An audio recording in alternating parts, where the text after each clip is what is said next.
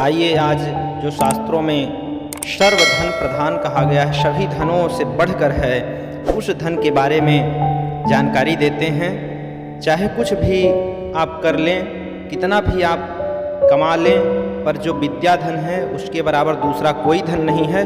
जानते सब हैं, पर एक बार इस वीडियो को आप लास्ट तक अगर देख लेंगे तो निस्संदेह मानिए कि आपके जीवन में बदलाव होने वाला है।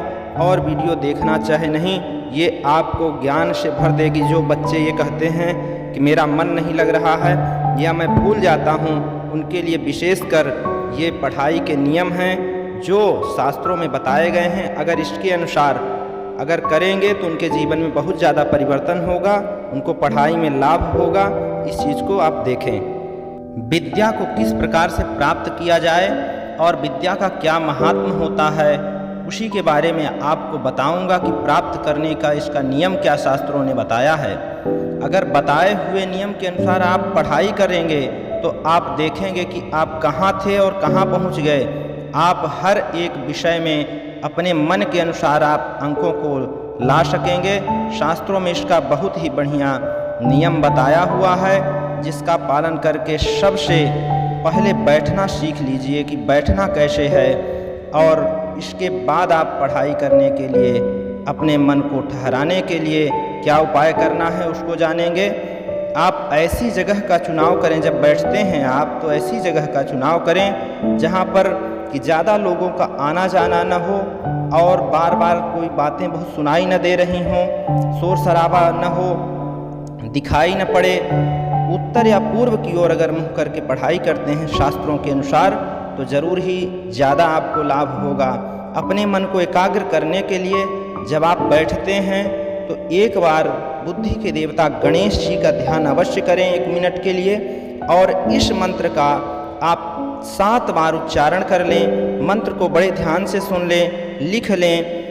ओम गं गणपतये नमः। फिर से बोल देता हूँ, ओम गं गणपतये नमः। इस मंत्र का आप 7 बार उच्चारण करें और फिर आप पढ़ाई को चालू करें।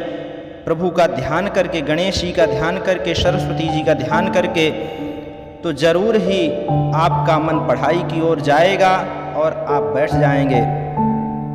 पढ़ाई में शारीरिक आनंद लेना मना है कि शारीरिक आपको आनंद भी आता रहे और आप पढ़ाई भी सोचें कि सबसे ज़्यादा मैं विद्यार्थी भी बन जाऊं।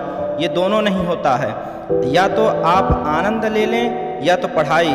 अगर जो आलस्य को अपने शरीर में रखेगा उसको विद्या का त्याग कर देना चाहिए, और जो विद्या चाहता है उसको आलस्य त्याग देना चाहिए, ऐसा शास्त्रों में बताया हुआ है। विद्यार्थियों के लिए कुछ शास्त्रों ने लक्षण बताए हैं कि अगर ये लक्षण विद्यार्थियों के अंदर दिखाई पड़ रहे हैं तो निस्संदेह ही बहुत उत्तम विद्यार्थी माने जाएंगे। अगर ये लक्षण नहीं है तो केवल अपना समय नष्ट कर रहे हैं, पढ़ाई से बहुत ज़्यादा कुछ हासिल नहीं कर पाएंगे, अपने माता पिता को मूर्ख बना रहे हैं, अपने गुरु जी का समय व्यर्थ कर रहे हैं। अगर ये लक्षण उनके अंदर नहीं हैं तो काग चेष्टा बकुल ध्यानम श्वान निद्रा तथैव च अल्पहारी गृहस्थ त्यागी विद्यार्थिनः पंचलक्षणम। ये बताया हुआ है। इसका भावार्थ है कि कौवे की तरह तेज हो, सतर्क हो, आलस्य उसके शरीर में न हो, बगुले की तरह ध्यान लगाने वाला हो और कुत्ते की तरह वो सोने वाला हो, और भोजन को इस तरह से करे उसके शरीर में बहुत ज़्यादा आलस्य और प्रमाद न उत्पन्न हो। स्वास्थ्य कर करे, स्वाद कर नहीं। जो स्वाद कर होगा उसमें मसाला तेल सब रहेगा जो कि उसके स्वास्थ्य को खराब कर देगा और विचारों को खराब कर देगा। इसलिए सात्विक भोजन विद्यार्थियों के लिए बताए गए हैं, और जिससे बहुत ज़्यादा आलस्य न उत्पन्न हो इस तरह का भोजन करें। गृहस्थ त्यागी, घर में रहते हुए भी इस तरह से रहें कि बहुत ज़्यादा घर का उनके ऊपर माहौल का, वातावरण का असर न पड़े कि अगर कलह हो रही है, बातचीत हो रही है, उन सब में अपना मस्तिष्क लगाएंगे तो पढ़ेंगे क्या। क्योंकि प्रथम अवस्था जो होती है वो पढ़ाई के लिए रखी गई है शास्त्रों के अनुसार। प्रथमे नार्जितो विद्या, द्वितीयो नार्जितो धनम, तृतीयो नार्जितो पुण्यम, चतुर्थे किम करिष्यति। शास्त्र कह रहा है कि जिसने प्रथम अवस्था में विद्या अध्ययन किया वही दूसरी अवस्था में धन कमाएगा, वही तीसरी अवस्था में पुण्य कमाएगा उन पैसों से, और फिर चौथी अवस्था में कर ही क्या सकता है। तो इसलिए प्रथम सीढ़ी ही है 25-25 साल का अपने उम्र को बांट लीजिए। कलयुग में 100 साल अधिकतम उम्र बताई गई है शास्त्रों के अनुसार। तो इसलिए 25 साल केवल विद्या का अध्ययन करे। बहुत ज़्यादा अगर पढ़ाई के अलावा करेगा, कोई और कार्य करेगा तो दिक्कत उत्पन्न होगी, पढ़ाई में फोकस नहीं कर पाएगा। इसलिए जो बताया गया है शास्त्रों में कि सिर्फ और सिर्फ पढ़ाई पर ध्यान दे। अगर और तमाम चीज़ों के बारे में ध्यान देता रहेगा तो शास्त्र कहता है एक ही साधे सब सधे, सब साधे सब जाए, पानी देवे मूल को फूले फले अघाए। कि एक समय में जो समय है विद्यार्थी का वो दोबारा लौटने वाला नहीं है। इसलिए सबसे प्रथम में उसको पढ़ाई करना चाहिए, हमेशा ही विद्या के पीछे भागना चाहिए। तो जो यहाँ पर बताया हुआ है कि गृहस्थ त्यागी, तो घर में रहते हुए भी वो इस तरह से घर से कटा रहे कि घर में क्या हो रहा है, कितने लोग आ रहे हैं जा रहे हैं, कौन क्या बात कर रहा है। अगर उन्हीं को सुनने में ही पूरा समय अपना नष्ट कर देगा तो पढ़ाई क्या करेगा, याद क्या करेगा, उसी में उसके दिमाग में लगी रह जाएंगी। तो इसलिए ये बताया गया है, या तो अगर नहीं ऐसा माहौल मिल रहा है तो उसको घर से बाहर जाके पढ़ाई करने का शास्त्रों ने विधान बताया था। इसीलिए चाहे कृष्ण हो चाहे राम हो, इतने बड़े सम्राट राजा होने के बावजूद भी आश्रम में जाके, गुरुकुल में जाके वहाँ पर पढ़ाई किए थे। नहीं तो चाहते तो अपने घर में भी वो रह के पढ़ाई कर सकते थे, पर वो माहौल उनको नहीं मिल पाता और उस तरह से वो मजबूत और शिक्षा नहीं प्राप्त कर पाते। यही भगवान हमको बताए हैं।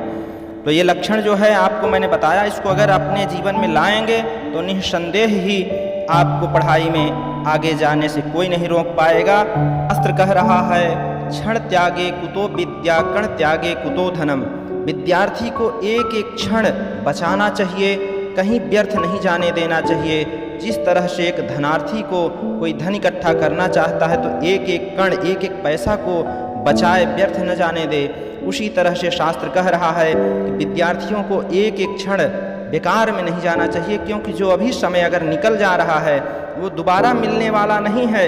इतना ध्यान रख लो। और इससे बड़ा कोई धन नहीं है विद्या से।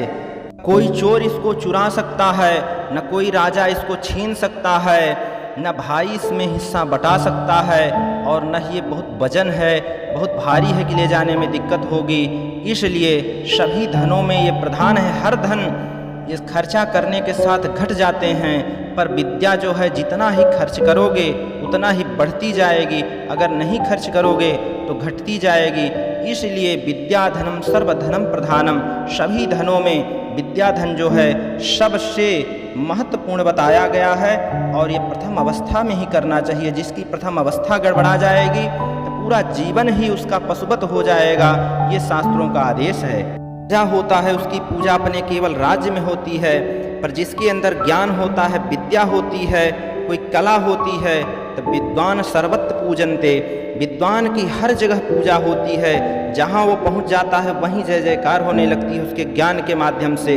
इसलिए प्रिय विद्यार्थियों, आपसे विनम्र निवेदन है कि जो ये समय जा रहा है सब कुछ आप भूलकर पढ़ाई पर फोकस करें। और जैसे मैं बता रहा हूँ, अभी आगे भी बताऊँगा, बोलते हैं कि मैं पढ़ाई कल से अब चालू कर दूँगा। कल से नहीं, आज से, और आज से नहीं, अभी से चालू करो। और पहले बैठना सीखो। जिसमें आपको आराम लगता है उस तरह से बैठो, और बैठ के तपस्या की तरह, साधना की तरह इसमें पढ़ाई करना पड़ता है। जिस तरह से कोई साधना तपस्या करता है, कितना कष्ट होता है, उसी तरह से इसको भी तपस्या करके सीखा जाता है, साधा जाता है। साधना है विद्या, तभी आप इसमें आगे जा पाएंगे। नहीं तो बहुत लोग भटक रहे हैं, नाम के लिए नहीं पढ़ाई करो। इसमें क्या है, साधो, साधना करो। विद्यार्थी तो बहुत गए थे गुरुदेव के पास, द्रोणा जी के पास, पर अर्जुन जैसा शिष्य कोई नहीं हो पाया। क्यों?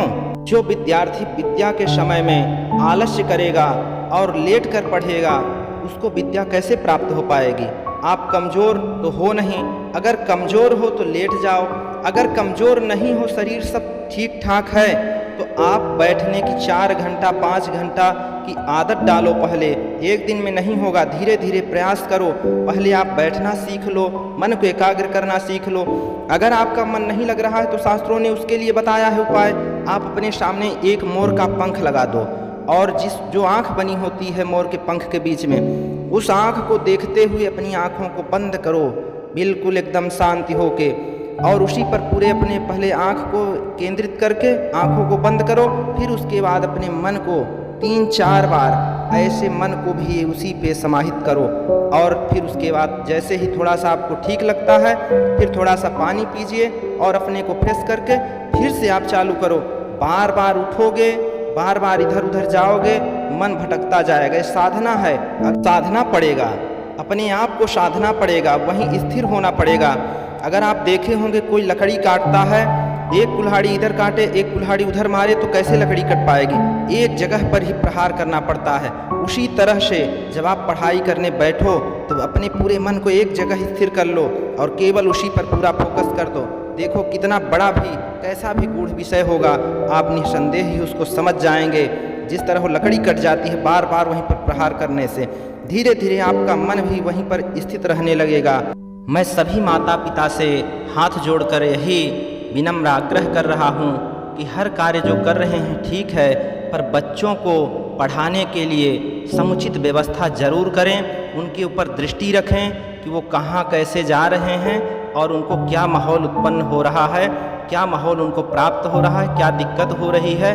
क्योंकि अभी जो समय निकल जाएगा दोबारा नहीं आएगा, उनका जो स्वभाव बन जाएगा जीवन भर वो पछताएंगे, उसके अलावा कुछ नहीं होगा। इसलिए वो एक मिट्टी की तरह हैं। अगर मिट्टी को जो आकार दे दिया जाता है, अगर ढीला छोड़ दोगे तो उससे कोई बर्तन नहीं बन पाएगा।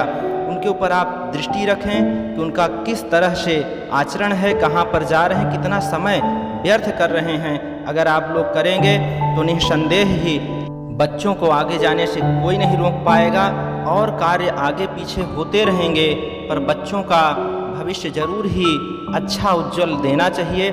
शास्त्र कहता है माता शत्रु पिता वैरी एन बालो न पाठिता न शोभते सभा मध्य हंस मध्य बको यथा, कि वो माता शत्रु है और पिता बैरी है जो अपने बच्चों को पढ़ाने के लिए प्रयास नहीं करते हैं, समुचित व्यवस्था नहीं करते हैं, वो समाज में उसी तरह से सुशोभित नहीं होते हैं जैसे हंसों के बीच में बगुला सुशोभित नहीं होता है, अपने आप को छोटा महसूस करता है, छोटा दिखाई पड़ता है। उसी तरह से अगर आपके अंदर ज्ञान नहीं है तो सभा के बीच में आप भी उसी तरह से महसूस करेंगे। तो मेरे प्रिय दर्शकों, आशा है आप लोगों को ये मेरी जानकारी अच्छी लगी है तो बताए हुए नियम के अनुसार, आचरण के अनुसार आज से और अभी से आप पढ़ाई करना चालू कर दीजिए, तो ज़रूर ही आप परिवर्तन देखेंगे। आप सुधरेंगे तो आपका घर सुधरेगा, गांव सुधरेगा, समाज सुधरेगा, पूरा देश सुधरेगा। तो मुझे बहुत ही खुशी होगी कि मेरे वीडियो के माध्यम से किसी को भी अगर लाभ होता है तो बहुत मेरे को प्रसन्नता होगी। प्रभु आप लोगों का कल्याण करें। अगर आपको ये जानकारी अच्छी लग रही है तो आप इसको चैनल को सब्सक्राइब कर दें, लाइक कर दें और अपने दोस्तों के साथ भी इसको शेयर करें, जिससे वो भी इस जानकारी को प्राप्त कर सकें। अपना बहुत ख्याल रखिए। ओम नमः शिवाय।